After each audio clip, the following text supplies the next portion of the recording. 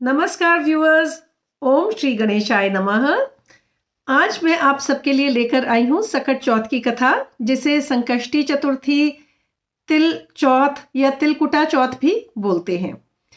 इससे पहले मैं एक वीडियो ऑलरेडी अपलोड कर चुकी हूँ, क्योंकि इस व्रत की बहुत सारी कथाएं प्रचलित हैं और इनमें से जो दो सबसे ज़्यादा प्रचलित कथाएं हैं, उनमें से पहला वाली जो कथा है देवरानी जेठानी और गणेश जी वाली, वो मैं ऑलरेडी एक वीडियो में अपलोड कर चुकी हूँ।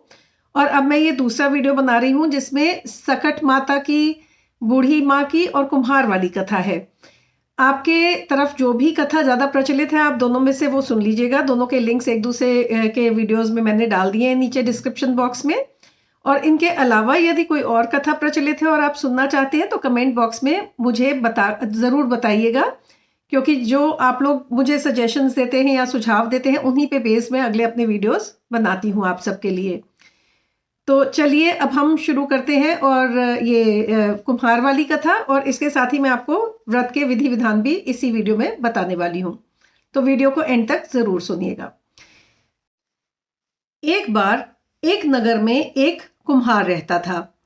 एक बार जब उसने बर्तन बनाकर आंवा लगाया तो आंवा पका नहीं, और ना जाने क्यों कुछ दिनों तक ऐसे ही चलता रहा, आंवा पक ही नहीं रहा था।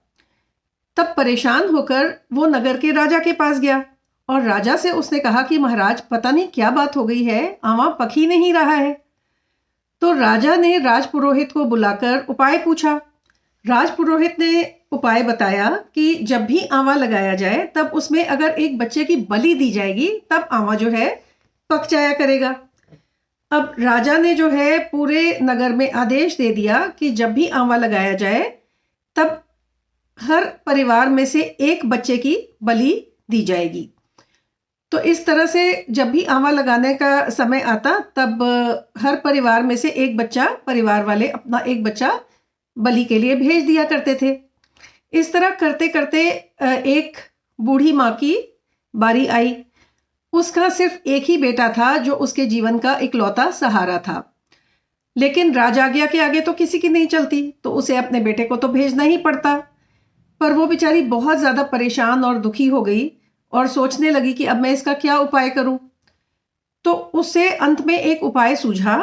तो उस दिन उसने अपने बेटे को सकट की सुपारी और दूब का बीड़ा देकर उसके हाथ में कहा कि तुम ये हाथ में लेकर आवे में बैठ जाना और सकट माता का पूरी निष्ठा के साथ ध्यान करना और भगवान का ध्यान करना कि तुम्हें बचा लें।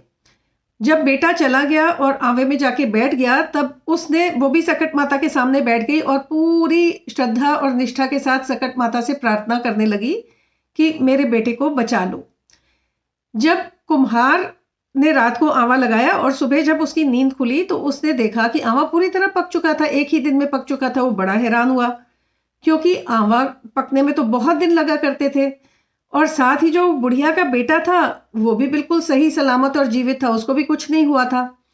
और उसके अलावा जितने पहले बच्चों को बलि लग चुकी थी, चढ़ चुकी थी, वो सारे बच्चे भी जीवित हो उठे। तो पूरे नगर वासियों को जब ये बात पता चली तो पूरे नगर में जो है बड़ी खुशियों की लहर फैल गई। और जो है नगरवासी जो है उन्होंने सबने सकट माता की महिमा को स्वीकार कर लिया। तभी से लेकर आज तक सकट माता के जो व्रत का है विधान, पूजा का और व्रत का विधान चल पड़ा है। तो ये तो हुई कथा। अब मैं आपको इस कथा के थोड़े से विधि विधान, इस व्रत के थोड़े से विधि विधान भी बता देती हूँ, जो कि चाहे आप ये वाली कथा सुन के करें, चाहे कोई सी भी कथा सुन के करें, विधि विधान एक जैसे ही हैं। तो व्रत की विधि जो है वो इस प्रकार है कि सुबह सुबह आप नहा धोकर स्वच्छ वस्त्र पहन लें।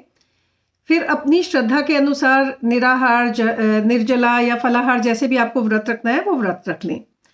उसके बाद जो है सूर्यास्त से पहले पहले कथा, पूजा, आरती ये सब किया करते हैं।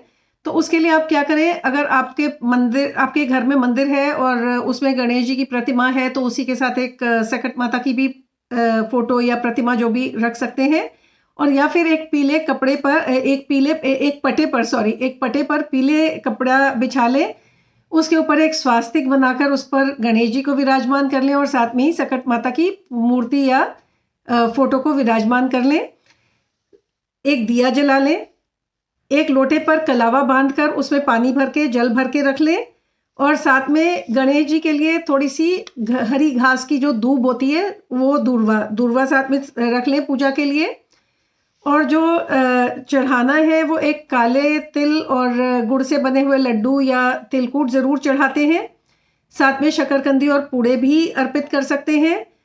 और एक प्लेट में एक बकरे की आकृति तिलकूट से, तिल और गुड़ से मतलब बना लेते हैं, जिससे कि जब पूजा हो जाती है तो घर के सभी बच्चे मैं की आवाज़, जैसे बकरी की आवाज़ होती है वो करते हुए सिक्के से उसको काटा करते हैं।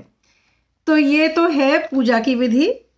फिर शाम को चंद्रमा को अर्घ देकर व्रत खोल लिया करते हैं, कुछ भी मीठा खाकर, जो चढ़ावा चढ़ाया था उसी में से कुछ भी मीठा खाकर।